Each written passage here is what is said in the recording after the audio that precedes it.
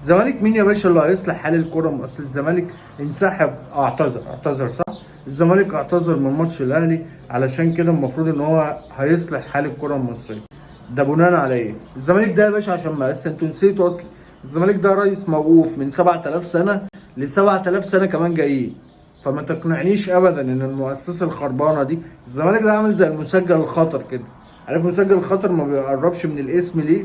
علشان هيتاخد، هو ما يقدرش يقرب من الفيفا عشان الفيفا هتقول له انت بتتكلم بناء على ايه؟ انت راجل اصلا ليك عليك فلوس للعيبه، وعليك فلوس لمدربين، وعليك فلوس لمساعدين مدربين هيوقفوا الكود بتاع نادي الزمالك. فبالراحه شويه. شكرا على الثلاث نقط، شكرا على الراحه الاسبوع، شكرا ان انتوا اعتذرتوا صح، اعتذرتوا عشان امسحوا من كلمه الانسحاب.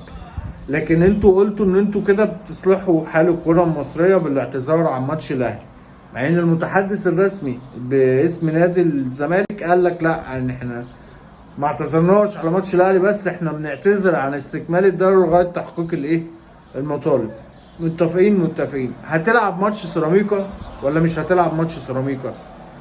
ما انت لو لعبت ماتش سيراميكا يبقى الهدف ان انت ايه؟ بتخلع من ماتش الاهلي. عادي يعني، عادي، مش جديد عليكم يعني ان انتوا بتخلعوا من الماتشات بتاعت الاهلي. لكن طبعا انتوا مشكورين ان انتوا خلعتوا وريحتونا من ازعاج، وريحتونا من وجع قلب.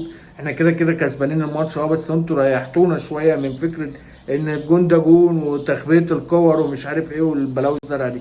لكن انا بتكلم في فكره ايه؟ انت يا باشا هتكمل الدوري ولا مش هتكمله؟ هتكمل الدوري يبقى الحكايه كلها والروايه الماتش الاهلي. مش هتكمل الدوري، يلا يا باشا نصلح حال الكره المصريه ونشوف الكره المصريه هتعاقبك ازاي.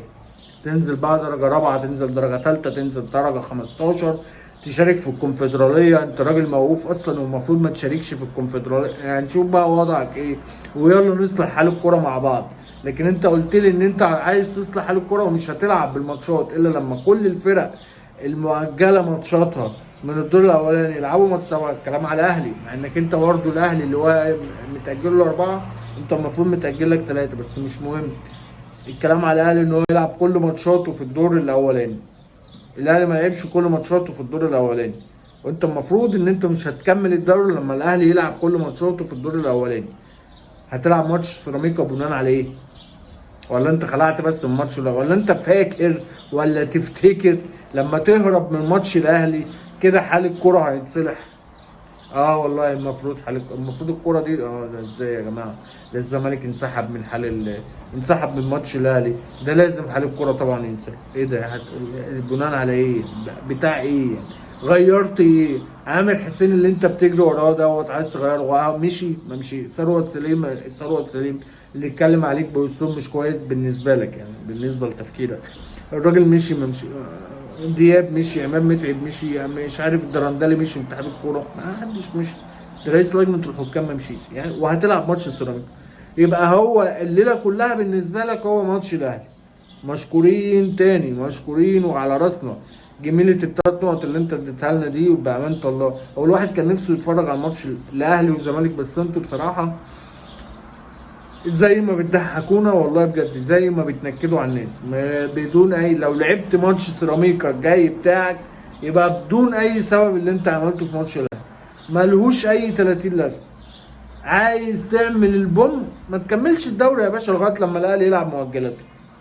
غير كده يبقى انت لا مؤاخذه، مش عايز اقول حاجه يعني، بس واضحه وصريحه اهي.